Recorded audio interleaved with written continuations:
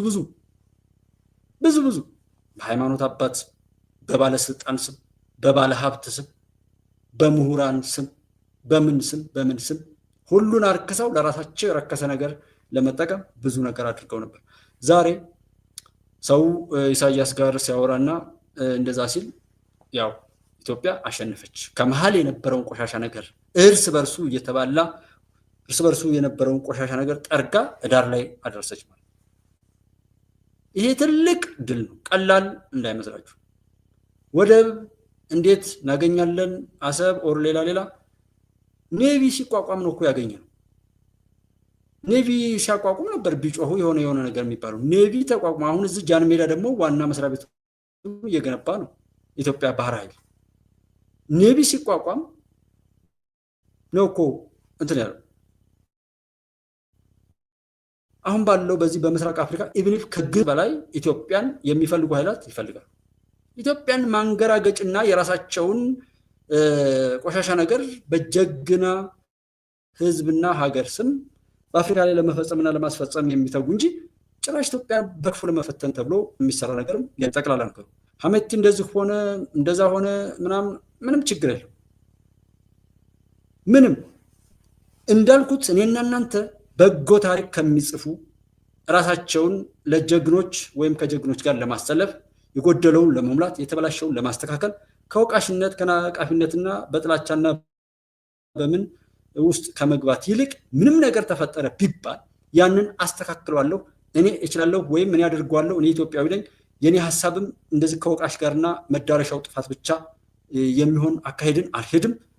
በእድሜ በእውቀቴ በኖርኩበት በየትኛውም አግባብ ላይ ያወቅኩትና የተረዳሁት ነገር ቢኖር ጥፋትን እየተረኩ ወደ ጥፋት መጣደፍ ሳይሆን ጥፋት ከተነገረ ጠላት ከታወቀ የጥፋቱ መነሻና መዳረሻው ምክንያት ሁሉ ከተገለጠ ጀስት ያንን ነገር ለማስተካከል ሜካኒዝሞች የመፍትሄ ሐሳቦችን ነው መስራት ያለብን። እዛ ጋ ነው ጊዜያችንን ማጥፋት ያለብን እንጂ ሐውልት ሰርተው ሊያባሉን እንደሰሩ እንዴት ነው በዓለም ላይ ሁሉ እንኖራለን እያልን በሀገራችን ውስጥ ያንተ ክልል ነው ያንተ እንትን ነው ተብለን ከሰውነት ክብር ወርደን በብሔር ወሽቀውን በተለያዩ ልዩ ወጥመዶች እነሱ ራሳቸው የሰሩ የሆነውንም ያልሆነውም እየተናገሩ ሲያባሉን ኖረው ያጥፋት አሞን መሳቂያ ሆነን ማፈሪያ ሆነን ከዛ ለመውጣት ዛሬ መስራት ይገባናል እንጂ እንዴት ያንን ይዤ እንትን እላለሁ። እና ጠቅላይ ሚኒስትር ነው ጭብጨባ የናፈቀው? የኖቤል ተሸላሚው ጠቅላይ ሚኒስትር ዶክተር አብይ አይደለም? የፋኦ ተሸላሚው ጠቅላይ ሚኒስትሩ አይደለም? ተቃዋሚ ይኑር ተፎካካሪ ይኑር ትላላችሁ። ምክንያቱም እንዴት ነው እንዳይዘናጋ የሰራውን ያደንቃል፣ የጎደለውን ይናገራል። ከቻለ እውቀት ካለው ቀዳሚ ከሆነ የተሻለውን አማራጭም እያሳየ የራሱን ታላቅነት እያሳየ የሚሄድ ማንኛውም ሰው ያስፈልጋል እንደ ሀገር።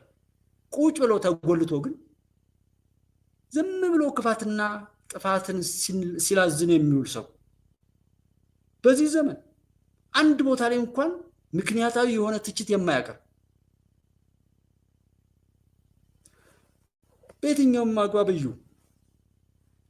ቆይ ጠቅላይ ሚኒስትር ዶክተር አብይ ግን ስንት ሰውዬ ነው? ስንት ሰው ነው? 100 ሰው ነው? 1000 ሰው ነው? 1000 ሰው ነው ጠቅላይ ሚኒስትሩ? 1 ሚሊዮን ሰው ነው? መጽሐፍ ይጽፋል፣ ያነባል፣ ዲጂታላይዜሽን ላይ ፊት አውራሪ ነው። በየትኛውም ቦታ ላይ ስለ ማንኛውም ነገር ነፍሳቸውን ይማርና ፕሮፌሰር መስፍን ወልደማርያም ብዙ ሰዎችን አውቃለሁ። እንደዚህ አይነት ሰው አይቼ አላውቅም። አእምሮውን እንዴት እንዳሰለጠነ ሁሉ አይገባኝም። አንዲት ብጣሽ ወረቀት ሳይዝ ስለ ማንኛውም ነገር በቂ ማብራሪያ የሚሰጥ ልጅ ነው። አልገባኝም ሁሉ ይባል ይሆናል እንጂ ጀስት እነንቶኒ አሁን እንደው ከዶክተር አብይ ጋር ሊናገሩ ምናምን የሆነ ነገር ሲሉ አሃ ብሎ ይሄዳል። አሁን ይሄንን ርዕስ ያነሳውላችሁ ከዛ አንፃር ነው። በማጣጣል ይሄ አቲቱዱ ይቀየር። እዚህ 9 ሰዎች አላችሁ፣ 10 ሰዎች አላችሁ። እኔ እውነቴን ነው የምላችሁ 10,000 ሰው 11,000 ሰው እዚህ ቻናል ላይ አለ። በቃ እኛ በእውነት ለእውነት ችግሮችን እንዲፈቱ እያወራን እየተነጋገርን ከሆነ በቂ ነን። ለዓለም ሁሉ እንተርፋለን እንኳን ለኢትዮጵያ። ምንም ቁጥሩ አይደለም። እርቃኑን የምትርሰት ወሩ የሆነ ነገር የሚባል ነገር ላይ ምን ያህል ሰው እንደሚል ነቲንግ እሱ አይጠቅምም። በቃ ግን እኛ 11000 ሆን ማለት ቀላል እንዳይመስላችሁ። ማንኛውንም መጥፎ ሰው ቢሆን ለማዳን ነው። እኛ እንዳይጎዳን እንጠነቀቃለን። ከቻለ እሱም እንዲድን ነው የምንፈልገው እንጂ እኛን ሊጎዳን ስለሰራ እኛ እሱን በሚመስል አይነት የክፋት ምላሽ አንሰጥም። ቢኮዝ እኔና እናንተ ኢትዮጵያውያን፣ እኔና እናንተ ትልልቆች ነን። እኔና እናንተ ከሁሉም የተሻለ መፍትሄ አቅራቢዎች ነን።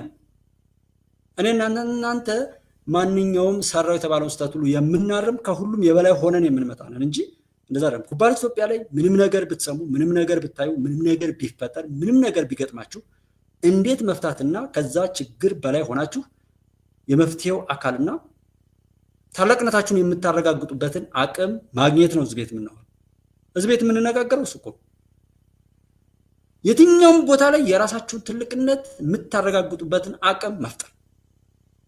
ሁሉም ነገር እናንተ ስትሉ የሚሆን እናንተ ስትሉ የማይሆን እንዲሆን እንጂ ከዚህ በፊት መጓተት፣ በሌሎች ጆሮ ማድመጥ፣ በሌሎች እንደዚህ አጠቃላይ ሰብናችን ተቀምጦ መጫወቻ ሆነን የምንቀጥልበት ወቅት ያበቃል ነው። እሱን ለማስቆም ነው እዚህ የምናወራው። ማንም ምንም አይነት አሻጥር ቅድም እንዳልኳቸው ላይ እያነ ደስ ከሚለኝ ያልኩት እንዴት እንደተዘጋጁ ያውቁታል እነሱ። ሰው ችግር የለውም ያው የከሸፈው ስለማይቆጥር ሰው ማለት ነው። እና እኔ ምን ያህል ተዘጋጅታችሁ እንዴት እንዳከሸፍንባችሁ ወደፊትም እንዴት እንደምናከሽፍባችሁ እንዴት አድርገን ድራሻችሁን አጥፍተን ኢትዮጵያን በከፍታ እንደምናሻግርና ሀቅ እንደምናወጣ ኢትዮጵያ በዛ ቀብር ላይ ያበበች የምትል ሀገር ኢትዮጵያውያን ህዝቦች መሆናቸውንና እስከ ዛሬ ድረስ ታሪካቸው ሁሉ በጠማሞች እየተጣመመ ሲተረክ የነበሩት የጀግናው የሀገር መከላከያ ሰራዊታችን ቀደም ሲል የነበሩ በህወሓት የበሸቀጠው ወረራ ጊዜ እንኳን እስከ ደብረ ሲና 3 ጊዜ በተደረሰው ነገር የደረሰውን ግፍ ለማበስ ለዛ ዋጋ ለከፈሉ ሰዎች ሁሉ ስራ የሚሰራበት ብዙ የሚነገር ታሪክ አለ። 3 ቀን ራሷን ቀብራ የተከላከለች አንዲት ጀግና ቀይ ቦኔት ለባሽ ራያ አካባቢ ላይ ታስታውስ ከሆነ የመጀመሪያው ወረራ ጊዜ ጓደኞቿ ሁሉም እንትን ብለውባት እርሷ ራሷን መሬት ውስጥ ቀብራ ተከላክላ ከ3 ቀን በኋላ ምናምን በህይወት የተረፈች አንዲት እንስት አለች። ጀግና እኛ እኮ ነን ጀግና የማናውቀው ጀግና የማናከብረው እንጂ ጀግና ጠንቋል። እነዛ ቅራቅንቦች ጀግኖችን ለማዋረድ የመጡ እፉኝቶች ግን ተሰብስበው ያቀራሉ። ተሰብስበው ቢጽ ለቢጹ ይባላል። እውርን እውር ይመራው ዘንድ ከቶ አይችልም። ሁለቱም ወደ ገደል ተያይዘው ይገባሉ። እና የሰሞኑ አሳሪን እዛ ኢሳያስ ላይ ሲል ኢሳያስ ደግሞ ኦሮሞማ ምናምን ብሎ ሲናገር እኔ ይሄንን ቁጭ ብዬ ነው ማድመጥ ያለብኝ። እና ኢትዮጵያችሁ ያው በድል እውነት ነው መሰረታችን በዛ መልኩ የሚቀጥል መሆኑና ዝግጅታቸው እንደዚህ ብቻ አልነበረም። በጣም ብዙ ነበር። በነገራችን አሁን ራሱ እንደዚህና እንደዚህ ለምሳሌ አንድ እዚሁ ላይ ትዝ እንዳለኝ ንገራቸው የሕክምና ባለሙያዎች ጋር ያሰቡት ሌላ አለ። አይ ቲንክ ይህንን ፕሮግራም እዛ አሻጥር ውስጥ ያለ ሰው ካለ ወይም ኢን ፊውቸር ያው አጋጣሚ ተመተዋል እንጂ እንዳልኳችሁ እዚህ ሀገር ያለው ጦርነት እኔና እናንተ እናት አባቶች ነው የሚመሩት። ከፈጣሪ ጋር አቅም ያላቸው በጣም ጎበዝ ሰዎች ናቸው የሚመሩት። ጀስት የፈጣሪን ታላቅነትም እንድታምኑ እፈልጋለሁ። እና በየእምነቱ ሰው ጸሎት ላይ መበርታት ሚስጥሩ ይገለጥለታል። በዛ መልኩ ከፊት ለፊት ነጭ ለባሽ የሚመስል ወይም ባለሙያ የእውነት መስሎት ሰዎች ገፍተው የቀሰቀሱት ባለሙያ የእውነት መስሎት ችግር አለበት። አዎ መንገድ የሚያዘጋው ጦርነት የሚያብጀው ትምህርት ያስተጓጎለው የሀገርን ገጽታ ያበላሸው ማዕቀብ እንዲጣል ገንዘብ እያዋጣ የሚጮኸው ከሀስ ከፈ እንዴት ተቀናይተው እንደሚሰራ ታውቁታላችሁ። ያን ሁሉ ባደረጉበት ላይ ባለሙያ ያሉና በሱ ስም ደግሞ ለመሸቀል መጡ። እስ ዳንጀርስ 2 ጊዜ ነው ምናምን ቪዲዮ ለቅ ያለው በእነሱ ጉዳይ። ከዛ በላይ ማብራራትም አያስፈልግም። ተጠንቀቁ፣ ራሳችሁን ጠብቁ ብያለሁ። በእናንተ ጉዳይ ላይ ያንን የሚመስል ድራማ የሚጫወቱ ሰዎች ሊገቡ ስለሚችሉ በሽተኛ እየገደሉ ሕክምና ጣቢያውን ሁሉ በማበላሸት ብዙ ኪሳራ ውስጥ ሊከቷቸው የሚችሉ ነገር አሉ። እንደው ያ እንኳ ቢቀርባቸው የሚያስሩ የጸጥታ ኃይሎችን እየገዙ መታሰር የሚገባው ወይም መጠየቅ የሚገባው ቀርቶ መጠየቅ የማይገባውን በማሰር ብለናል። ከዛም ባለፈ ደግሞ እስከ መግደል ሊያደርጓችሁ ይችላል፣ ሊመቷችሁ ይችላሉ። አሊያም ይህንን ማክስ ምናምን እያደረጉ የገቡ እናንተ የምታክሙትን በሽተኛ እየገደሉ እናንተን እጃችሁን ሰንሰለት ውስጥ ያስገቡና ከዛ ቀጥለው ዘገባውን ይሰራሉ። ይኸው እንዲህ ብለው በመጠየቃቸው መንግስት አሰራችሁ ይላችኋል። እስኪ ገጣጥማችሁ እዩት እናንተ የጠየቃችሁት ከዛ የሚያወሩት ሰዎችን ከዛ ወዴት እየገፏችሁ እንደሆነ ከዛ እነሱ በገፏችሁ ስትሄዱ እናንተም ደጋግማችሁ ወይም እናንተን የሚመስሉ ሰዎች እንዳወሩት ምን ላይ ልትደርሱ እየተንደረደራችሁ እንዳለ ማወቅ ነው። ቢኮዝ እነዚህ ሰዎች ችግር ፈጥረው ራሳቸው ችግር ሆነው የተፈጠሩ እኮ ናቸው። ችግር ሆነው ተፈጥረው ችግር ፈጥረው ችግር ተናግረው ችግር ሰብከው ወደ ችግር የሚነዱ ችግርን እየደራረቡ ሌላ ችግር እየወለዱ በችግር ላይ የሚያተርፉ ችጋራሞች ናቸው የሚጮሁላችሁ አክቲቪስቶችና ፖለቲከኛ የምትሏቸው ሰዎች። በስ ኢምንት ናቸው፣ የሚያሳስቱ ሆነው አይደለም። አድማጭ ተመልካቹ ነው ችግር ያለበት እምለው ለዛ ነው። ቢኮዝ ምንም ቴክኒክ የለው፣ ግልጽ ነው። ሰውን ለማጥፋት ሌት ተቀን ሲዳክር የነበረ ሰው ለሰዎች አዝኖ መጣ ሲባል ዋዳዝ እውነት ነው ውሸት ነው? እንዴት ይሄን ማለት ያቅቷል? ያን ያርስ ነው እና በእነሱ ተሸፍነው በትጥቅ የታገዘ ኃይል አላቸው። ቋል በትጥቅ የታገዘ ኃይል ከፊት ለፊት ገዋን የለበሱ ነጭ ለባሾች ናቸው። ከነሱ በኋላ ግን እኛ ያገኘ ነው ትጥቅ ለብሶ የመጣ ተኳሽ ኃይል አለ ማለት ነው። ስለዚህ ከሱ ጋር መድረግ ያለበት ፊልም መፋለም እንደዚህ ተደርጎ ተመቷል ማለት ነው እንጂ እነሱም አያውቁም። ከፊት ላይ ያሉ ነጭ ለባሾች ወይ እነዚህ ገዋን ለብሰው በባለሙያ ላይ ያሉ ሰዎች ኢቭን የሚያውቁሉ አይመስልም አመጣጡ። ያኛው ጋር በራሱ ነው ተዘጋጅቶ ጥርሱን ነክሶ ነው የሚመጣው። እዚህ ከፊት የሚሄዱና ከተሰመረላቸው መስመር ውጪ ወጣ የሚሉ ሰዎች ያንን እውነት ሁሉ አውቀው አይደለም የራሳቸው ችግር ብቻ የሚናገሩ አሉና እንደዛ አይነት ነገር አለ። ኤኒዌይ ከነሱ ጀርባ ያለው በትጥቅ የታገዘ መንግስት ከሰማም ይስማ በትጥቅ የታገዘ ኃይል ነበር። ቃርሚያውንም መሰብሰብ ካለ ተፈጥራ በትጥቅ የታገዘ አለ የምንለው ነው እንጂ እዚህ ዱንያ ላይ ምድር ላይ ያለው አይደለም። ለየት ያለ ነገር እና ያው አስተማማኝ የሆነ ነገር ይዛሉ እንደው ምናምን ማለት ስለሚብሩ የሚያይት ኃይል ሁሉ ይዘው የመጡበት ሁኔታ ነው። ይሄ ሰዎችን አለመተው በራሱ ነገሮችን ያራዝማል እንጂ የሚያሳስብም ሆኖ አልነበረም። ሻቢያ ኦር እንደዚህ የሚያሳስበው አልነበሩም። ግን እንደዛ ብሏል። እናት ፓርቲ ምን ብሎ እንዳለና እንዲህ ምን ያገናኘዋል ከአቶ ታዬ ጋር አሁን እናት ፓርቲ ምን ያገናኘዋል ካላችሁ የአንድ ክንድ ብዙ ጣቶች ማለት ይሄ ነው። የትኛውም ቦታ ላይ ነውረኞች፣ ተስፋ የቆረጡ ባንዳዎች በተቀመጡበት በተወከሉበት ስልጣን ላይ ሁሉ የባለጉና የከሰሩ ሰዎች ሁሉ ተሰብስበው ለአንድ ቆሻሻ የኢትዮጵያ ጠላት የውርደት ተላላኪ ሆነው ይሰራል። ልክ እንደዛ ማለት ነው። በዛ ስሜት ነው አሁን አቶ ታዬን ዘመድ ያደረጉት እንጂ ያኮረፈው ሁሉ የሚገዛል። ያኮረፈው አቅሙን ለማሳየት ጥንካሬውን ወደፊት ለመግፋት እውነተኛ ሆኖም አይቀጥልም። እዛው ውዳቂ ሆኖና ባርነት ውስጥ መኖር በእርግጥም እዛ ተከበረ ቦታ ላይ የሌላን ቆሻሻ ተልኮ ተሸክሞ ሲያቆሽሽ የነበረ መሆኑን ይገልጥላቸዋል። ቸካርጓቸው የታሰሩ ምን ያሉትን ያከበርናቸውንና ያዋረዱን ሰዎች ሁሉ ቁጠሯቸው። ለዛ ነው እናት ፓርቲ ለዚህ የጮኸው ማለት ነው። የፖለቲካ ፓርቲዎች የጋራ ምክር ቤት ለከንቲባዋ የሰጠው ሽልማት አይወክለኝም አለ ኢህአፓ። ኢህአፓ አባል የሆነበት የአዲስ አበባ የፖለቲካ ፓርቲዎች የጋራ ምክር ቤት ግንቦት 25 ቀን 2017 ዓ.ም ለከተማዋ ከንቲባ ወይዘሮ አዳነች አቤቤ የሰጠው ሽልማት ፓርቲውን እንደማይወክል አስታውቋል።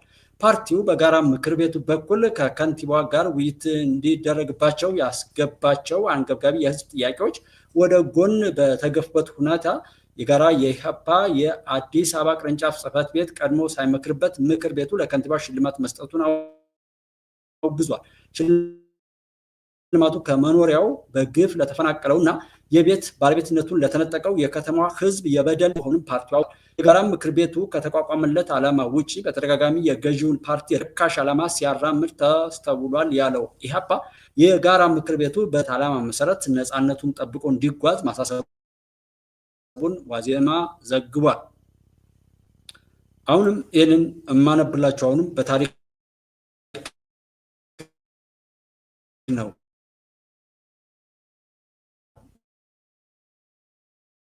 የማካትተው ይሄን አንብቤ ነው። ለዚህ እኔ ኢዜማ አብን ወደ ቀልቡ ሲመለስ አብን የተጠላበትን የሚሰደብበትን ውሰዱ። በሰሞን የሲኖዶስ አባላት ላይ እነዚህ ጋጦች እንደዛ ሲሆኑ በእርግጥ ሃይማኖትን ወይም ሌላውን ፖሊሱ ቢሰደብ ምናምን ቢሰደብ ጀስት ያን የተከበረ ነገር ማስከበር ወይም አስከብሮ እንዲፈራ እስከ ሙሉ ክብሩ ማስቀጠል ባለመቻላችን ነው። ምንም የማያውቀው ሰው ተነስቶ ጳጳስ ሆኖ ግደሉ ሲባል ጀግና ልክ ላልኳችሁ የተንሸዋረረ የተዛባ ስሌት አለ። እኛ የወረስነው መውረሳችንን በልምድ በባህል መልኩ አስረን ከራሳችን ጋር ጠርንገን ምንም ያህል የማይነካ አድርገን ያስቀመጥነው ጠላት እንደፈለገ እንዲፈነጭ አድርገን ያስቀመጥነው ክፉ ልምድ ክፉ መንፈስ አለ እዚህ ኢትዮጵያ ውስጥ። ዘላፊነት፣ ጋጠወጥነት፣ ስርዓት አልበኝነት በየሄደበት ጋጠወጥ የሆነ መርህ አልባ የሆነ ሰው ጀግና የሚል ጋጠወጥ እሳቤ የተጠናወተው ህዝብ አለ እዚህ ሀገር። ጋጠወጥነት ነው። ሲታሰር ሲሞት ያለውን ለማጥፋት የሞተ እየቀሰቀሰ ይመጣል። ራሱ ቆሞ የበላውን ራሱ ቆሞ የገደለውን ሰው ራሱ እየተረከ የሚመጣ እንደ አጠቃላይ ባህል በጣም መጥፎ ገዳይነትን እያበረታታ ጀግና ወረጥራ ጫካው የሚባል በእርግዝናው አባቱ ኦር እንደዚህ ዘመዱ የሞተበትን ህፃን ተርኮ ያንን አስጠንቶ እድሜው ለአካለ መጠን ሲደርስ መሳሪያ ገዝቶ ሰው በመግደል ወይ እንዲሞት ወይ እንዲታሰር የሚያደርግ እሳቤ አለ አሁን። እና አሁን ላይም ኢሰፓ እንደዚህ የሚባሉ እነዚህ ፖለቲካ እንትን ላይ ያሉት ምናምን ልክ ክርስቲያን ታደለ እዛ ጋር ሆኖ ቃላት ምሳሌያዊ አነጋገሮችን እየተረከ የሆኑ በሀገር ላይ ያሉ ታሪኮችን እያጣቀሰ የአፍራሽነት ስሜት ለመቀስቀስ የሚጠቀምበትን እንደ ኃላፊነት ቢሆን ማረጋጋት ነው። እኔ እዛ አሁን አላችሁ ያልኳችሁ ሰዎች ላይ በጣም ነው ኃላፊነት መውሰድ በጣም ነው የምፈራው። ብዙ በሆነ ቁጥር በጣም ነው የምፈራው። አሁን 1000 ሰው 2000 ሰው ላይቭ ላይ ቢያይ ምንድነው የምሆነው እላለሁ። ብዙ ሳብስክራይበር ቢኖረኝ ኦር ብዙ የሆነ ነገር ቢኖረኝ እንዴት ነው እጨነቃለሁ ብዬ አስባለሁ። ኃላፊነት አለብኛ። እኔን ሰው ብሎ የመጣ ሰው የሰውነት ዋጋ ማውጣት አለበት። ያንን ለማድረግ መጨነቅ አለበት። ኃላፊነት የሌላቸው ሰዎች ግን የተጠጉበትን ሁሉ መውጋት፣ ያንን ሁሉ መነጀስ፣ ማበላሸት ላይ ተጠምደው ታያዋቸዋላችሁ። ጠላቶች ናቸው። ጠላቶች ናቸው። ሌላ ማንም ከነሱ በላይ ጠላት የለም። ዛሬ ሰው ታግቶ ገንዘብ ሲጠየቅ እንዳትገሉት ያላችሁትን እንከፍላለን ብሎ ሰው የሚሄደው ለምንድን ነው? ያ ሰው የሚወደው የሚወዳት የምትወደው ስለሆነ አይደለም። በዛ ልክ ተርበትብቶ ብሎ መንግስት እንኳን የጸጥታ ኃይል እንዳይገባ ተደብቆ ምናምን የጸጥታ ኃይል ካመጣችሁ ምናምን እንደዚህ እናደርጋለን የሚለው ማስፈራሪያ ሁሉ የግድ ያ ሰው እንዲተርፍላቸው በሚል ለምነውም ቢሆን ገንዘብ የሚወስዱ ሰዎች አሉ። ኃላፊነት ቢኖር እነዚህ ይሄ በየቦታው የተወሸቀው የብሔርተኝነት በሽታ ያው ተበላልቶ ራሳቸውም አይተርፉም አይጠቀሙም። እነሱም ዛሬ ገዳይ ናቸው ነገ ይገደላሉ።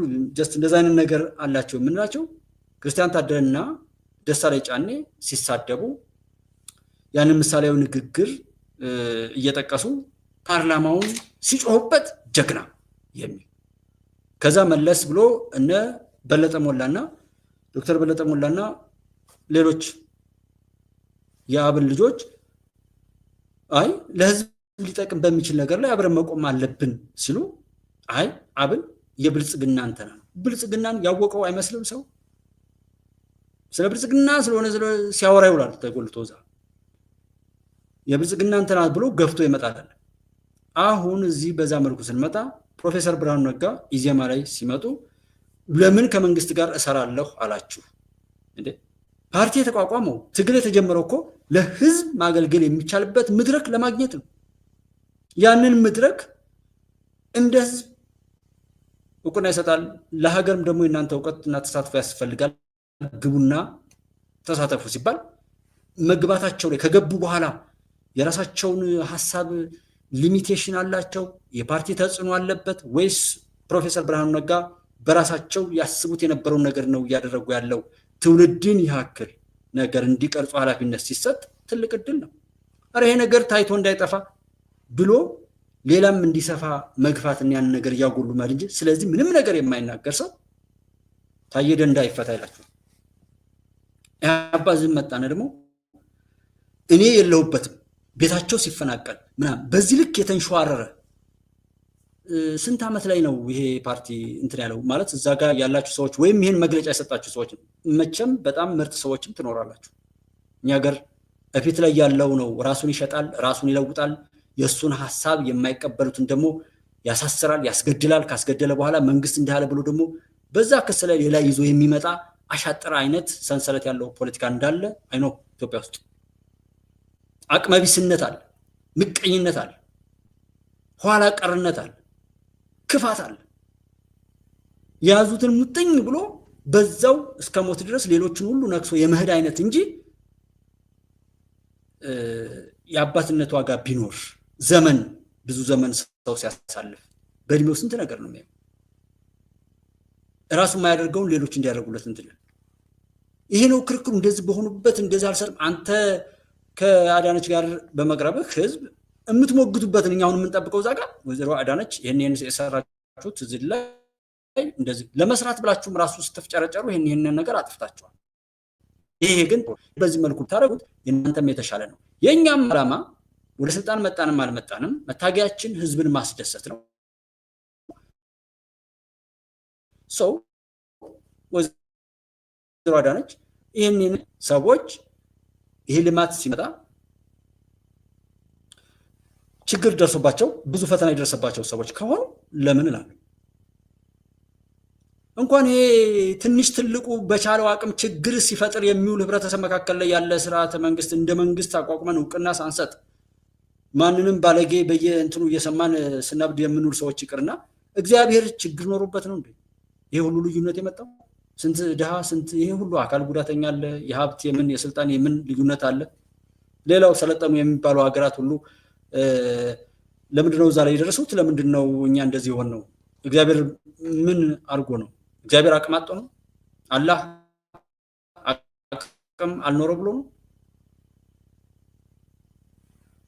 በእንደዛ አይነት ነገር መንግስት የሁሉ ነገር ፐርፌክት የሆነ ያውም እኮ በቻልኩት አቅም እውቅና ሳልሰጠው እኮ ብዙ ሰዎች ከነጋ ተጣልተን የምናውቃቸው ምርጫ መርጣችኋለሁ ይላቸዋለሁ። አልመረጥንም። ካልመረጣችሁ ተውታ ምን አገባችሁ? ያልመረጣችሁት አላምንበት ብላችሁ ካላመናችሁበት በቃ ዘው ጩሁ። እዚህ እኛ መርጠነዋል፣ የመረጥነውን በቃ እየሰራውን ሰጥቷል። እንደዚህ አማራጩን እስኪ አይናችሁ ጤነኛ ከሆነ አሁን ይሄ ነው ሰፓ የሚባለው አሁን ያነበብኩላችሁና እናት ፓርቲ እንደዚህ የምትባሉ ጠማማነትን አይታችሁ ጠማማነትን ሰብካችሁ ራሳችሁ ጠማችሁ የራሳችሁን ጠማማነት ለሌሎች ለማውረስና በጥመት ወደ ጥፋት ለመሄድ ከመጣደፍ እስኪ ዘመኑን እዩት። ትናንትና ማስተር ኦርድ የሆነ ነገር ፒኤችዲ ሊኖራችሁ ይችላል። ዛሬ ግን የሆነ ቦታ ላይ አድርሶ ይመልሳችኋል። እንዴት ሰው በሀገሩ ላይ በየትኛውም አግባብ እንዴት የሰውን እልቂት ሰው ሊያስቀጥል ይሰራል? እስኪ የተለያዩ ቦታ ላይ ሰዎች ለተሞክሮ ሰው ይሄዳል። የተሞክሮ ሲከድ አሜሪካ አካባቢ ያሉ እህት ወንድሞቼ በተለያየ ጊዜ ባወራንበት ላይ ልጆቻቸውን እንኳን ከትምህርት ቤት እነሱ ስለፈለጉ ብቻ ማስቀረት አይችሉም። ምን ማለት ነው? ትውልድ የሀገር ሀብት ነው። ሰው ያንን ቀርጻ ሀገሪቱ ወደፊት ሊያራምድ የሚችል አቅም መፍጠር የራሷ ነው። አንተ ስለወለድክ አያገባህም የሚባልበት ሀገር ላይ ተቀምጦ እዚህ የሚባለው ነገር ሁሉ ስሙና ፓርቲ የተቋቋመው ለዚህ ነው። ኢሰፓ አሁን ፓርቲ ለመባል ይህን መግለጫ ወጣ። ይህን ለማውጣት ፓርቲ ትባላለህ? የምርጫ ቦርድ ራሱ ለእንደነዚህ አይነት ሰዎች ገንዘብ መክፈሉ በራሱ የምርጫ ቦርዱ ችግር አለበት ማለት ነው። እዚህ ጋር ምን ይላል? ቤታቸው ሲፈርስባቸው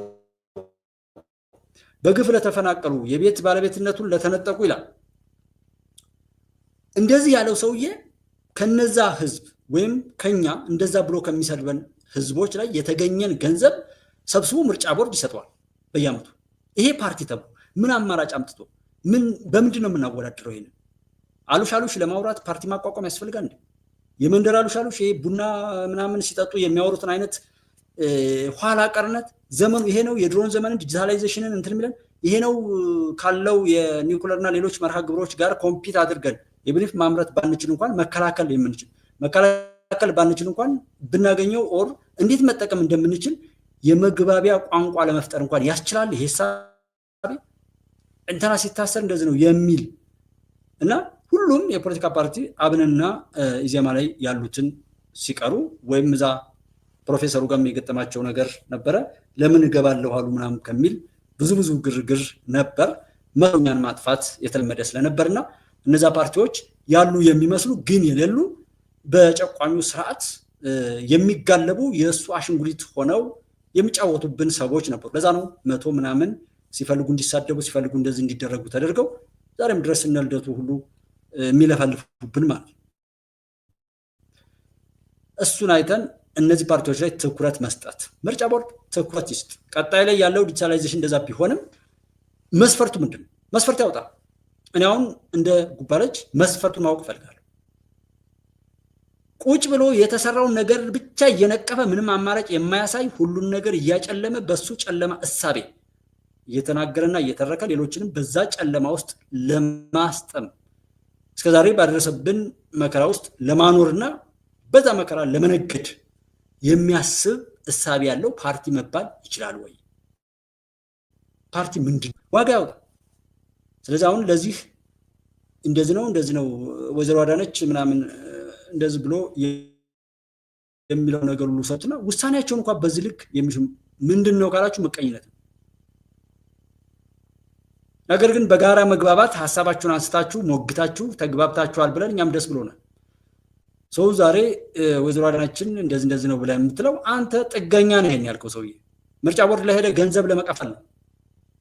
ገና ለገና እናንተ የስራ ዕድል ወይም የምትበሉት ለማግኘት ብቻ ስትሉ የኢትዮጵያን ህዝብ እያባላችሁ ያላችሁ ብዙ የፖለቲካ ሰዎች አላችሁ፣ ፖለቲካ ፓርቲዎች አላችሁ። ይፈሩ የኢትዮጵያ ህዝብም ይሄን ወቅ ማንን ምን ማለት መሞገት ያለብን ስለ ወደብ ጉዳይ ያላነሳው ስለታየ ደንዳአ መግለጫ የሚያወጣ ስለ ወደብ ጉዳይ አይመለከተንም ኢትዮጵያ ምንም ትሁን እያለ ያለው ሰው እድሉ ሲመጣለት መንግስት እንደውም ዘጋንድ አንጻር ቀደም ብሎ እስኪ መቅደም አታውቁ።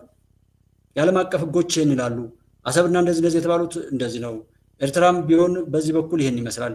አማራጮችን አሳይታችሁ ሞግታችሁ ወደዛ ዳይቨርት ማድረግ ትችሉ ነበር። ግን ወደብ ለምን ያስፈልገናል ብላችሁ አላችሁና የምታወሩትን ሁሉ ላብራራ የቻልኩት አንድ በጣም አስቀያሚ እንደሆናችሁና ኢትዮጵያን ስታዋርዱ ኖራችሁ ለሌላ ውደት አሁንም የምትጣደፉ ከንቶች እንደሆናችሁ እኔ ስለሺ ማረጋገጥ ፈልጌ ነው። ይሄ ንግግራችሁ ብቻ ያመጣችሁት ውጤት በሙሉ ብጥብጥና ንትርክ እንጂ ጥቅም የማይሰጥ ስለሆነ ማለት ነው።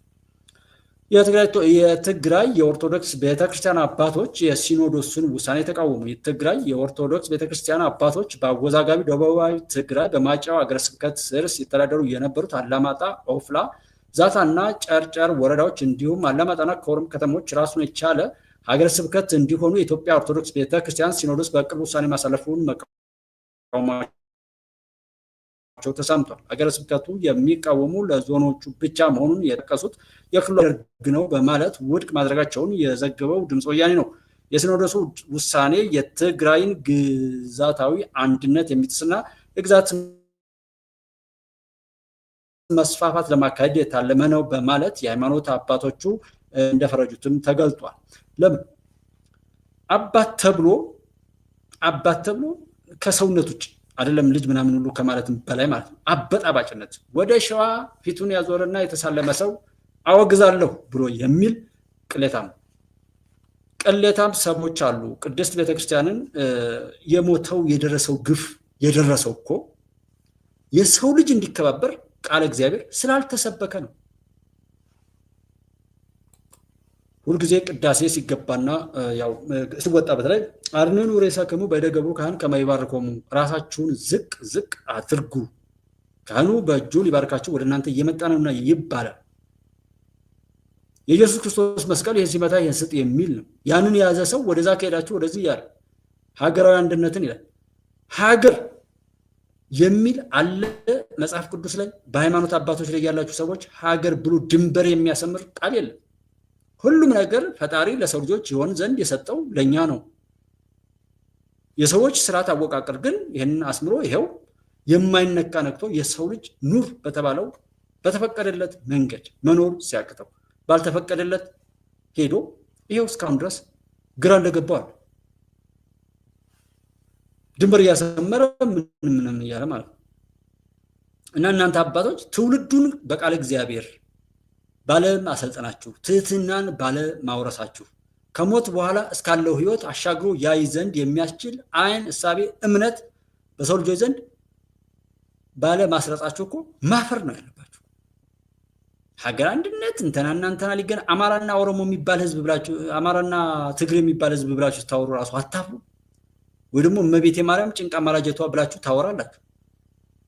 አዳምና ሔዋንን የካደ ሁሉ እኮ ከሃዲ እኮ ነው። ይህን ያልተበቀለ እግዚአብሔር ራሱ ችግሩ ከሱ ነው፣ ወይም እኔ የተማርኩት የሃይማኖት እውቀት ችግር አለበት ማለት ነው እንጂ እግዚአብሔር መፍረድ አለበት። አሁን አዳምና ሔዋንን የካደ ሰው ኢየሱስ ክርስቶስ ከየት ነው የሚወለድ? ያ ረሱሉ ነብዩ መሐመድ ከየት ነው የሚወለዱ? አዳምና ሔዋንን ከካደ አለቀ። ስለ ሃይማኖት ደግሞ መልሶ ዘካ የሚያወጣ አለ? አስራት በኩራት አስቦ የሚከፍል ሰው አለ? ዛሬ የቤተ ክህነት ትምህርት አለን? ለምንድነው ቅኔ ቤቶች የተዘጉት? ለምንድነው የዜማ ትምህርት ቤቶች፣ አቋቋም ቤቶች ለምንድነው የተዘጉት? እንዲዘጉ ያደረጋችሁ ምን እያደረጋችሁ እንደሆነ ከ92 ጀምሮ ነው የተዘጉትና ቅኔ ቤቶች አሉ ወይ? አቋቋም ቤቶች አሉ ወይ? ድጓ ጾመ ድጓ አሉ ወይ? አጫብር ቤተልሔም ብላችሁ ከፋፍራችሁ ከዛ በኋላ እንደገና እንደዚህ እየበጣጠሳችሁ ይኸው እዚህ ድረስ መጣችሁ። ስለዚህ ቃል እግዚአብሔሩ ላይ ብትመኩበትማ ቢሆን ጸሎት እንያዝ፣ ሱባኤ እንግባ። ይሄ ነገር ከብዶናል። እግዚአብሔር በቸርነቱ ይህን ምድር ይባርክ ዘንድ የከበደን ሁሉ ኑ ወደ እኔ እናንተ ሸክማችሁ የከበደ ኑ ወደ እኔ ሸክሜም ቀላል ቀንበሬም ልዝብ ነው ይላል።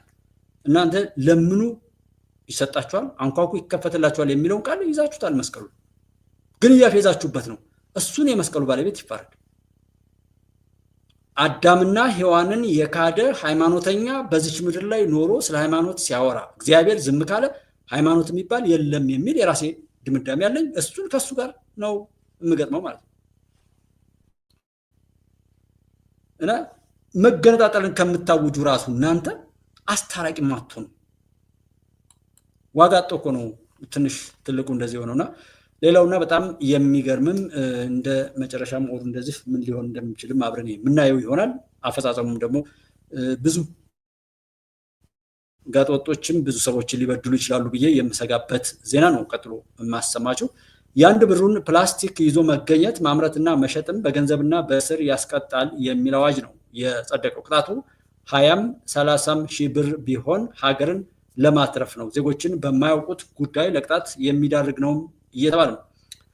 ለእንጀራ ለዳቦና ለተለያዩ የሸቀጥ ዕቃዎች መያዣነት የሚውለውን የአንድ ብሩን ፕላስቲክ ይዞ መገኘት ከ2000 ብር እስከ 5000 ብር የሚያስቀጣ አዋጅ ጸድቋል። ማንኛውም ሰው አንድ ጊዜ ብቻ ተጠቅሞ ወይም ጥቅም ላይ የሚያውል የፕላስቲክ ከረጢት ይዞ ከተገኘ ከ2000 እስከ 5000 ብር የሚያስቀጣ አዋጅ ዜጎችን በማያውቁት ጉዳይ ለቅጣት የሚዳርግ ነው የሚል ትችትም ከምክር ቤቱ አባላት የቀረበበት አዋጅ ነው የጸደቀው። የህዝብ እንደራሴዎች ምክር ቤት ዛሬ ያጸደቀው የደረቅ ቆሻሻ አያያዝና አወጋገድ አዋጅ ማንኛውም ሰው አንድ ጊዜ ብቻ ጥቅም ላይ የሚውል የፕላስቲክ ከረጢት ይዞ ከተገኘ ከ2000 እስከ 5000 ብር እንዲቀጣ ይደነጋል። ያመረተው ወይም ወደ ሀገር ውስጥ ያስገባ፣ ለገበያ ያቀረበው ወይም የሸጠ፣ ለንግድ ዓላማ ያከማቸው ወይም ይዞ የተገኘ ከ50,000 ብር በማያንስና ከ200,000 ብር በማይበልጥ የገንዘብ መቀጮና ከ5 ዓመት በማይበልጥ ጽኑ እስራት እንዲቀጣም አዋጁ ያዝዛል። የውሃ መስኖ ቆላማ አካባቢና አካባቢ ልማት ጉዳዮች ቋሚ ኮሚቴ ምክትል ሰብሳቢ ዶክተር አወቀ አምዛዬ የአዋጁን ይዘት በንባብ ከቀረቡ በኋላ የምክር ቤቱ አባላት ጥያቄዎችን አቅርበዋል። የምክር ቤቱ አባሉ ዶክተር አለሙ ጎንፋ ህዝባችን በፕላስቲክ ዕቃ ይዞ ወደ ቤቱ ከገባ ይጣለው ወይስ መልሶ ለአካባቢ ጥበቃ ያስረክበው የሚል ጥያቄ ጠይቋል። አክለውም የምናመርተው የፕላስቲክ ውጤት ዳግም እንድንጠቀምበት የሚያደርግ ቢሆን አይሻልም ወይ? ምክንያቱም 10 ጊዜ የምንጠቀምበትን ፕላስቲክ አንድ ጊዜ ብቻ ተጠቀሙ ማለት ተገቢ አይደለም። አዋጁ ፕላስቲኩን ከተጠቀምኩበት ወዲያ የት ማስቀመጥ እንዳለበት አላስቀመጠም ብለዋል። አዋጁ ይዞ የተገኘ እንዲቀጣ ይደነግጋል። ህዝባችን የዚህ ግንዛቤ ይኖረዋል ወይ? የትኛው ፕላስቲክ እንደሆነ የመለየት ግንዛቤ አለው ወይ ሲሉም ጠይቋል። ሌላ አንድ የምክር ቤት አባል በበኩላቸው ማንኛውም ሰው ፕላስቲክ ይዞ ከተገኘ ከ2 እስከ 5 ሺህ ብር እንዲቀጣ ይደነግጋል። ይህ ከእኛ ነባራዊ ሁኔታ ጋር እንዴት ታየ? በተለይ ዝቅተኛ ገቢ ያለው የማህበረሰብ ክፍል ሊጠቀመው ስለሚችል ጫና አይፈጥርም ወይ ሲሉም ጠይቀዋል። ለጥያቄዎቹ ምላሽ የሰጡት የውሃ መስኖ ቆላማ አካባቢ ልማት ጉዳዮች ቋሚ ኮሚቴ ምክትል ሰብሳቢ ዶክተር አወቀ አምዛዬ ለአንድ ጊዜ ብቻ አገልግሎት ላይ የሚውሉ ፌስታሎችን ዝቅተኛው የማህበረሰብ ክፍልም ስለሚጠቀምባቸው ቅጣቱ ያን ግንዛቤ ውስጥ ያስገባ ነው ብሏል።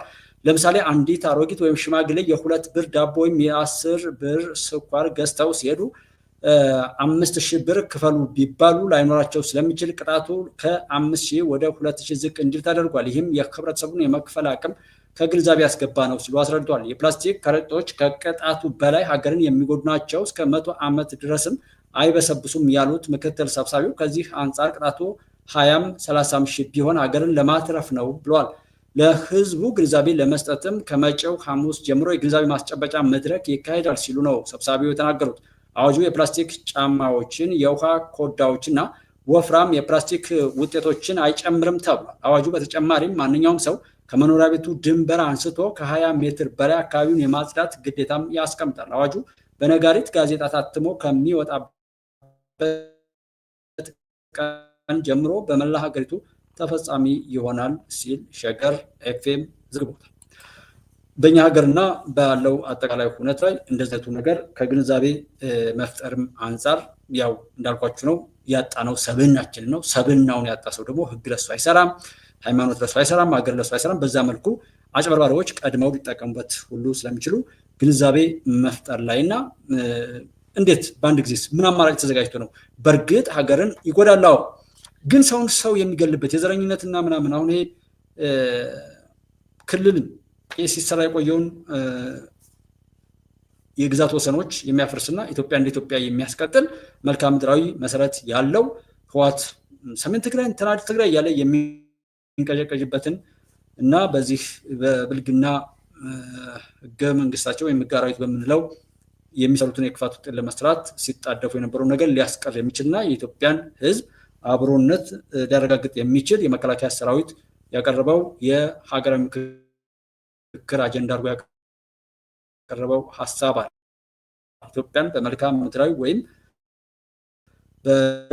በሎኬሽናቸው እንትኑን ማለት ፌዴራሊዝም ሊቆም ይገባል የሚል ተናግሯል ማለት ነውና ይሄኛውም አሁን ፕላስቲክ ነው ሲባል በየሰፈሩ በየምኑ አየህ አላየህ እንደዚህ የሚባልና በአንድ ጊዜ እስከ መቼስ ነው ይሄ ነገር የሚባለው ነገር ነው። እንደ አጠቃላይ እንደ ሀገር ለማስቀጠል ታስቦ የሚደረግ ነገር እንፈልጋለን። ከጥቅሙና ከጉዳቱ አንጻር ምን ይመስላል የሚለውን የማስረዳት ከተረዳን በኋላ ብንገመግመው ጥሩ ነው። እንደዚሁ ደግሞ ሌላም አብሮ አላኖረን ያለውን ደግሞ ቶሎ ብላችሁ አዋጅ አጽድቁ። ከፕላስቲኩ በላይ ጥርጣሬን አብሮ አለመቆምንና የመፈራራትና መጠፋፋትን የሚያነግስ ሂደቶች አሉ። እሱን ቶሎ ሊያስቆም የሚችል ሂደቶች ቢፈጥኑ ያ እንደሚስተካከል እናውቃለን፣ ግን ቢፈጥን የተሻለ ስለሚሆን ማለት ነው እና ማንኛውም ነገር ሲደረግ ኃላፊነትና ተጠያቂነት ያለው ነገር ቢሆን የሚልም ነገር አለን። እስኪ ሌላ አቶ ታዬ ደንዳ ጉዳያቸውን ማረሚያ ቤት ወርደው እንዲከታተሉ ፍርድ ቤቱ ትዕዛዝ ሰጥቷል። የመከላከያ ምስክርን ለመስማት ለሰኔ 30 ተለዋጭ ቀጠሮ ሰጥቷል ፍርድ ቤቱ። የቀድሞ ሰላም ሚኒስትር ዴኤታ አቶ ታዬ ደንዳ የዋስትና መብታቸው ተነስቶ ጉዳያቸውን ማረሚያ ቤት ሆነው እንዲከታተሉ የፌዴራል ከፍተኛ ፍርድ ቤት ትዕዛዝ ሰጥቷል። አቃቤ ሕግ በታዬ ደንዳ ላይ ከዚህ ቀደም አቋርጦት የነበረውን 2 ክሶችን ዳግም አንቀሳቅሷል። ተከሳሹ በ1996 ዓ.ም የወጣውን የወንጀል ሕግ አንቀጽ 251 ህዝባር ሐመሯ 10 የተመለከተውን ድንጋጌ በመተላለፍ ክስ ቀርቦባቸው እንደነበርም ይታወሳል። አቶ ታዬ የሰላም ሚኒስትር ዴኤታ በነበሩበት ወቅት የሀገርን የመንግስትና የህዝብን ደህንነት ማረጋገጥ ሲገባቸው ይህንን ወደ ጎን በመተው በ1996 ዓ.ም የወጣውን የኢፌዴሪ ወንጀል ሕግ አንቀጽ 257 ንዑስ አንቀጽ ሰ በመተላለፍ ሲንቀሳቀሱ እንደነበር በክሱ ላይ ተመላክቷል።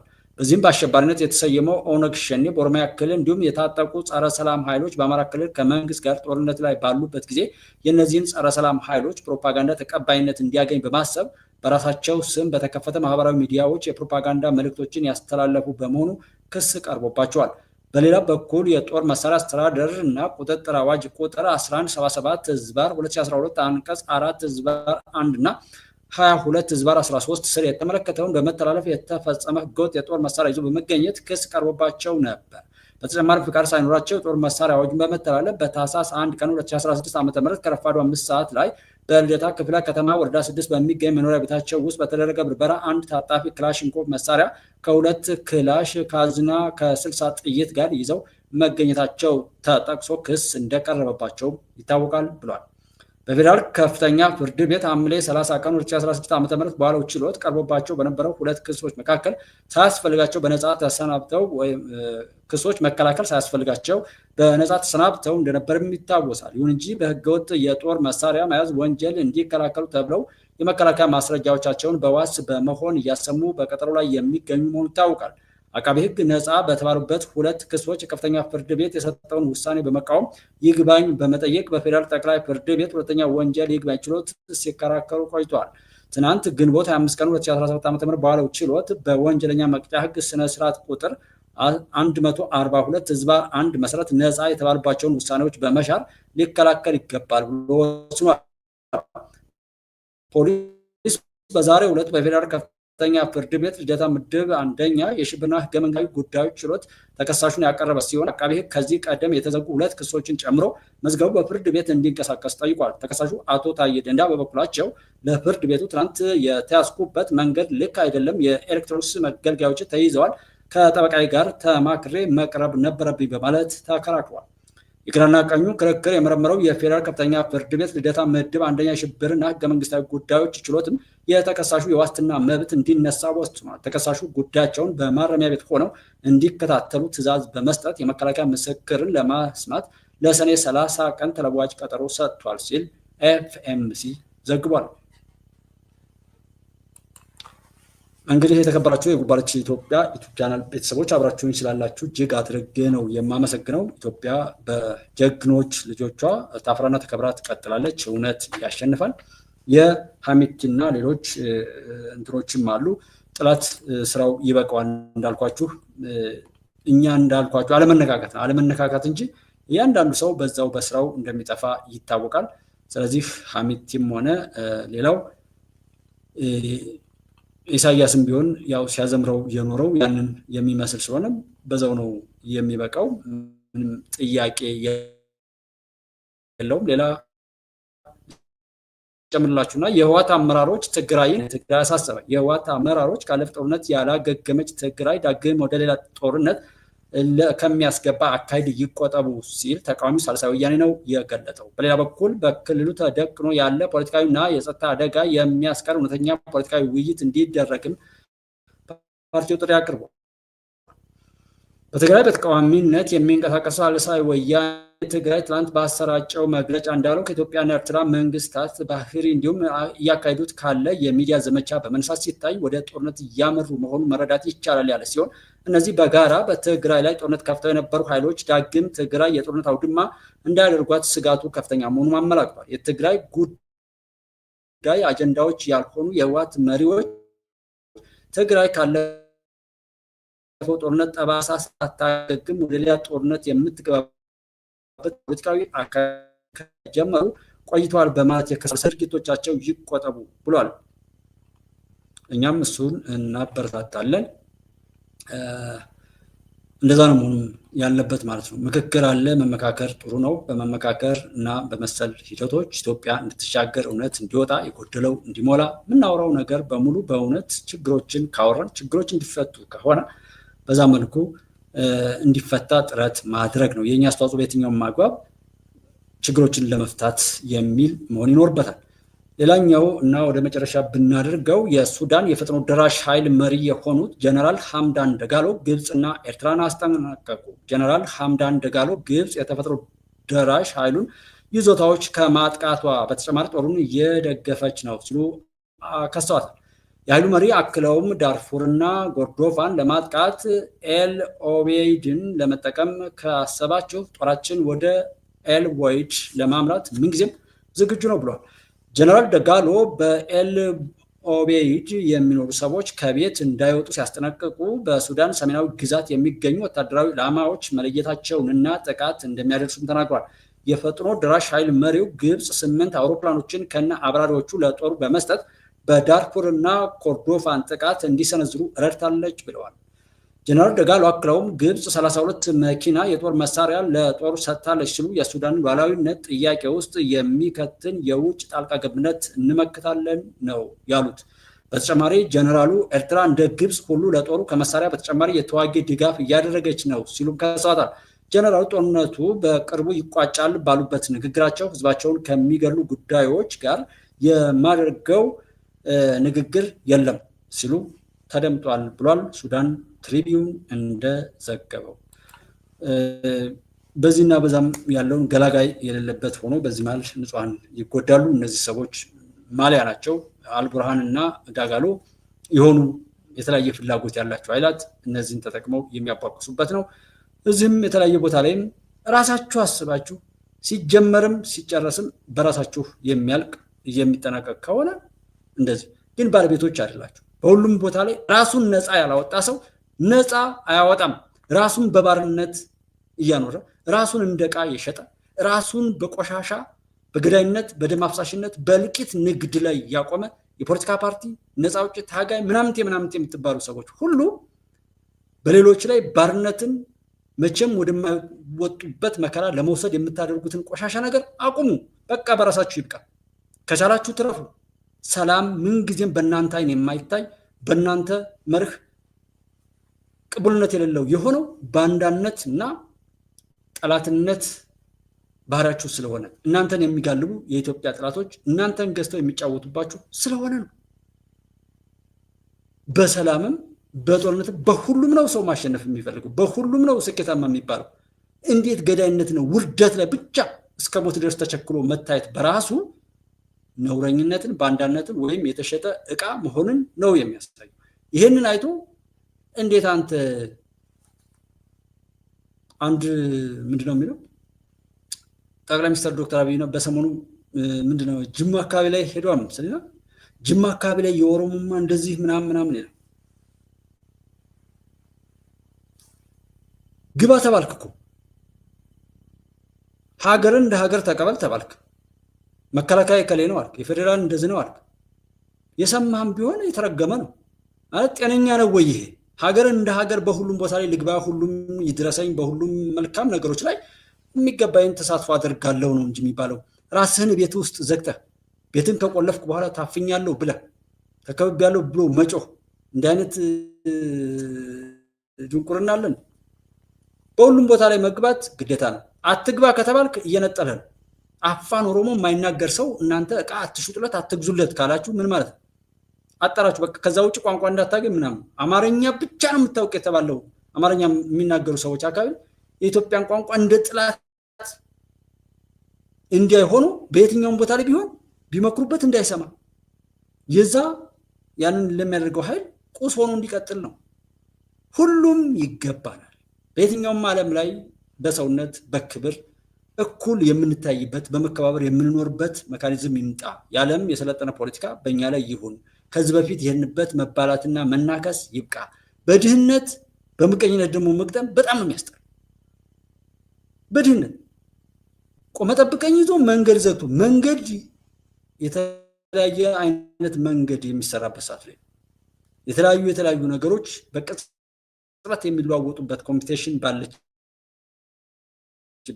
በዚህ ዘመን ቆመ መንገድ የሚዘግ በእጃችን ያለው ብቸኛው መሳሪያ ምንድን ነው ያለው? ይህንን የደገፋችሁ ሰዎች ሁሉ እንድታፍሩ ነው። ምን ያህል የቃችሁ እንደሆነ ምን ያህል እብዶች እንደሆነ ምን ያህል አልተሳካምና የሞከራችሁት ሁሉ ነገር ነገ ያን እየተረኩ ነው። ዛሬ ሲነጥሏችሁ ነገ ደግሞ ያንን ይዘው እንደሚመጡ ማየት ነው። በሁሉም ቦታ ላይ ባለቤት እንሁን። ባለቤት ነው። ለጉዳቱ ብቻ ሳይሆን ለጥቅሙ በማንኛውም ቦታ ላይ እኛ እንወስን። ሰዎች ስላሉ ብቻ የሆነ ነገር ማለት ነው። እዚህ እኔ አሁን አወራው ይሄን ያዙት፣ የእናንተን ታላቅነት ጨምራችሁ ነገሩን አጣሩት፣ በባለቤትነት እንያዘው። በመክፋት የምናመልጠው ምንም ነገር የለም። በመሸሽ የምናመልጠው ምንም ነገር የለም። የትኛውም ዓለም ላይ ያለ ነገር የተያያዘ ነውና የአሜሪካ መኖር ለኢትዮጵያ ያስፈልጋል። የኢትዮጵያ መኖር ለአሜሪካ ያስፈልጋል። ወደድንም ጠላንም ማለት ማንም ይሄን ባይናገርም ኢትዮጵያ እንድትጠፋ ብሎ የሚሰራ የለም። የነሱ የረከሰ ተልኮ ፈጻሚና የራሳቸው እንደፈለጉ የሚፈነጩባት ምድር ማድረግ ነው እንጂ ህዝቡንም እንደዛ አለሁ የለሁም እያለ በእነሱ አይ አለ አይ የለህም አይ ሞታል አይ አልሞትክም እያሉ የሚጫወቱበት ዕቃ ሆኖ ማስቀጠል ነው እንጂ የሚፈልጉት እንደ አጠቃላይ እንዲጠፋ አይፈልጉም። በምስራቅ አፍሪካም በዚህ ባለው በአፍሪካ ቀንድ አካባቢ እስከ ግብጽ ድረስ ባለው ላይ ብትሄዱ ተጽዕኖ ፈጣሪ ኢትዮጵያ ናት። ከአልሲሲም ሆነ ከሌላ ነገር ምንጭ በሆነ ይዞታ ውስጥ ነው ያለው። ስለዚህ ኢትዮጵያ ላይ ያለው መንግስት የነሱ ጉዳይ አስፈጻሚ ማድረግ ብቻ ነው አላማቸው። አልሲሲ የሚፈለገው ይህንን መጠምዘዝ ነው። ኢሳያስና ፋኖ ሸኔ የሚባለው ተዋቸው። እነሱ ጀስት በቃ የሚናቁ ናቸው ማለት ሰብሳቢ እንኳን የሌላቸው እርስ በርስ ታገናኛቸው የሚባሉ ናቸው። በያሉበት ራሳቸውና አሁን አልሲሲም ሆነ እንደዛ ቢባል ኢትዮጵያ ላይ ያለው ተጽዕኖ በአረቡ ዓለም ሆነ እንደዚህ የተለያዩ ነገሮች ላይ ስታዩ ያ ተጽዕኖ ኢትዮጵያ ውስጥ አለ። ኢትዮጵያ የፖለቲካ ፍላጎት ያን መሰረት ሶማሌላንድ ላይ ያለው የሶማሌላንድ ሀገርነትም ሆነ እንደዚህ የጋራ ተጠቃሚነቱ ይቀጥላል። ሶማሌላንድ ፍላጎቷን ታገኛለች። ኤምኦዩ አይደል እንደ ይሄን ሁሉ ነገር ያመጣው እኮ የሶማሌላንድና የኢትዮጵያ ስምምነት። ያንን ባደረጉት ነው የሶማሌላንድም አጀንዳ አይሆንም፣ የኢትዮጵያም የወደብ ጉዳይ አጀንዳ አይሆንም። አሁን ግን ተጀምሯል። የግድ ስኬት ላይ ይደርሳል። ወደኋላ አይባልም መባል ስለማይችል ማለት ማንም ሰው አቆማለሁ ብሎ ራሱ ቢሞክር አይሳካም፣ አይቻልም። ያለው አማራጭ ወደፊት መሄድ። ስለዚህ የተጀማመሩ ብዙ ነገሮች አሉ፣ ወደፊትም ብዙ ነገሮች አሉ፣ የሚሰሩ አሉ። አይነገሩም እንዳልኳችሁ ነው። ከወሬው የሚተረፍ ከሆነ ብቻ ነው ከወሬው። በተግባር የምንሰራው ነገር ከሆነ ደግሞ አይነገርም። ጀስት ብዙ ጠላት እንዳላት ብዙ ምቀኛ እንዳላት የራሱ ህዝብን ቢሆን ሾርት ሜሞሪ በመሆን የጥላቻና ምቀኝነት ጎረቤቱን በማጥፋት የራሱ ስኬት የሚረጋገጥ የሚመስለው ሰው አለ። አብሮ አደጉን በማጥፋት በየትኛውም በፖለቲካው በየትኛውም ይሄ አብሮነት ጥላቻ ምናምን ነገሮች ስላሉ በዛ ስሜት ያለ ህብረተሰብ በቀላሉ ማባላት ስለሚቻል እነዛ ሰዎችም ይሄንን ነው የሚጠቀሙት። ከዚህ እየወጣን ቢሄን እኛ አብረን እየቆምን ቢሄን ቁጥር እናሸንፋለን። አብሮ ያልቆመ ህብረተሰብ አብሮ ያልተዛዘነ አንድነት የሌለው መረዳዳትን ባህሉ አድርጎ በክፉም በደጉም አብሮ መቆም ያልቻለ ህብረተሰብ ማንም አያከብረውም። የማንም መቀለጃ የማንም መጫወቻ ይሆናል። አብረን እንሁን፣ እውነትን እንውደድ። በዓለም ላይ እንደመርህ ሰዎች የሚወዷቸው የትኛውን ቦታ ላይ ቢነገሩ የሚያስከብሩ ነገሮችን ይዘን እንገኝ። የሚጠቅመው እሱ ነው። ከዛ ውጭ ከሚስቱ ጋር ከልጁ ጋር በተለያየ መልኩ ላይ ተበጣጥሶ ለመባላት ለመናከስ ምናምን የሚለውን ድንጋይ ማቀበል፣ ከዛም እነሱ ሊያስወግዱት መጣያ ያጡለትን መሳሪያ እያመጡ ይሰጡሃል። ከሁሉም ነው ነገር ላይ አብሮ ካለ ሰው ጋር ትን ቢልህ ውሃ ከሚሰጥ ሰው ጋር ብጮህ ከሚደርስልህ ሰው ጋር እየተጣላ እየተባለ ምንም አይነት ውጤት አታመጣምና እነዛ ባንዳዎች ባህሪያቸው ነው፣ የኖሩበት ነው፣ ታመዋል። በቃ የሆኑትን ሁሉ ሆነዋል። እነሱን ከቻልን ይዳኑ፣ ካልዳኑ ራሳችንን እናድን። እነሱ የሚያወሩትን አንስማ። እነሱ የዘሩትን በሽታ እስከዛሬ የተቋሰንበት የተጎዳንበት ሁሉ ሌሎችም ዜናዎች ካሉ አነብላቸው። እንዳልኳችሁ እንደሆነ አላውቅም፣ ግን ደስ ይለኛል ሀሳቤ እንደዚህ ወጥቼ በዚህ በሶሻል ሚዲያ ላይ የተሰራውን ሁሉ እዚህ ጋር በዚሁ ገብተን ነው የምንመጣው፣ በዚሁ ገብተን ነው የምናከሽፈው ማለት ነው። እና ኢትዮጵያ ትቀጥላለች። እውነትን ያልያዘ ምንም ነገር አይሰራም። ምንም የፈለገው ይሁን። ደጋግመን ያወራነው ነገር ስለሆነ ነው። በእሱ አታስቡ፣ በፈጣሪ ተማመኑ። ጸሎት፣ ዱዓ የግድ ነው። የተለያዩ ፈተናዎች፣ የሰው ልጆች የኃጢአት ውጤቶች ፈተናዎች ይቀጥላሉ። ቢቀጥሉም ምን ቢሉም መንገጫገጭ ቢኖርም ድሉ ይቀጥላል። የተጨረሰውን እየመለሰ ነው ሰው ያስቸገረውና ያም ሆኖ ይህ ግን ኢትዮጵያ ስለሌለ ነው። መሬት ላይ ያሉ ነገሮች እጅግ በጣም የተለዩ ናቸው እና ቢያንስ እንደው ጥሩ ነው አዎ ተሰራ ብሎ ማለትንም አይደለም የምለው ብታጣሩ አልገባኝም። እውነት ነው ወይ የራሳችሁ መካኒዝም ወስዳችሁ እንትን ብትሉና አንድ ቦታ ላይ ተቸክሎ ዝም ብሎ ሲሳደብ የሚውልን ሰው እየሰሙ ራስን በዛ ልክ በሽተኛ ባታደርጉ በጣም ክፉ ነገር አለ። በተለያዩ ቦታው ላይ የሚዋልበት እውነት ሁሉ ያው የሰው ልጆችን ኃጢአት ያበዛል ስለሚታይ ማለት ነው። ሰው ምን እያደረገ እንደሆነ ባላችሁ እውቀት፣ ባላችሁ ገንዘብ፣ ባላችሁ ማንኛውም ታላቅነት፣ ሰብዕና፣ እድሜ፣ ጸጋ፣ ሁሉ ነገር ክብር ጨምሩበት። ክብር ጨምሩበት። ፍቅር ዝሩ። አብራችሁ ካለ የትኛውም ዓለም ጫፍ ላይ ሁሉ አብራችሁ ካለ ሰው ጋር ይቅር ተባብላችሁ አብራችሁ ቁሙ። ለሰው በማድረግ ታላቅነታችሁን፣ የሰዎችን ችግር በመፍታት የእናንተን ታላቅነት ጻፉት። የእናንተ ስኬት፣ የእናንተ ደስታ፣ የእናንተ ሰላም፣ የእናንተ ማንኛውም ስኬት ወይም አሸናፊነት የሚረጋገጠው ከሌሎች ነው፣ የሚቀዳው ከሌሎች። ሌሎች ሲደሰቱ ነው። ሌሎች ተከፍቶ መሳቅ የለም። ሌሎች እያለቀሱ እዚህ መደሰት የለም። ሰው ከሌሎች ነው። የእናንተን ታላቅነት የሚያሳይ በጎ ተግባር በያላችሁበት አድርጉ። ያ ነው የሚያሸንፈው። እኛ እንዳን እንጂ ችግር የለውም። ለክፎች ለሱ አታስቡ። አብራችሁ ስለነበራችሁ በእውነት እጅግ አድርጌ ነው የመሰገን። በምትችሉት ሜምበር መሆን ኦር ምናምን ያው የሚያስፈልገውን ታውቁታላችሁ። ወይ አንዳንድ ኢትዮጵያዊ ብንለው ብዙ ሰው ከወደደው ይሄ ቻናል ብዙ ለውጥ ያመጣል። ብዙ ሰው ካላየው ይሄ ቻናል ይጠፋል። ምን ማለት ነው? ለማጥፋትም ለማልማትም የኛ የህዝቦች አቅም ነው ማለት ነው። ኢትዮጵያ ታበጽሕዋ በእግዚአብሔር። ኃይላችንን በዛ መልኩ እንጠቀም። ኢትዮጵያውያን ድል እናድርግ። ሌላው አታስቡ። እነዚህ ማለት ስማቸውን ማንሳት ስለማልፈልግ ነው። የሚያሳስባችሁ ካለ ስለዚህ ጉዳይ አስበናል ብላችሁ ያናደዳችሁን ቪዲዮ በዋትስአፕ ላይ ብትልኩ ደስ ይለኛል። ላኩ። በዛ ላይ ብትልኩልን ካየነው ከሰማነው በራሱ ትልቅ ነገር ያመጣልና ውጤቱ በዛ መልኩ ስለሆነ ካየነው ከሰማነው መክሸፍ ስለሚችል ነው። ሌላ ጊዜ በደንብ እናወራለን። ኢትዮጵያን እናስቀጥላለን። በያላችሁበት ፈጣሪ አብዝቶ ይባርካችሁ። ህልማችሁ ይሳካ። ከምታስቡት ክፉ ነገር ሁሉ ፈጣሪ ይጠብቃችሁ። የኢትዮጵያ አምላክ የምትወዱትን ነገር በደስታ ፈጣሪ እያመሰገናችሁ የምትኖሩባት የተባረከች ምድር ኢትዮጵያን ለእናንተ ያድርግ። ከምትወዷቸው ቤተሰቦቻችሁ ጋር ሁሉ አለፍነው ተሻገርነው እያልን ጀግኖችን እያጀገን ለዚያ ያበቃንን ፈጣሪ የምናመሰግንበትን ወቅት ያምጣልን። ፈጣሪ መልካም ጊዜ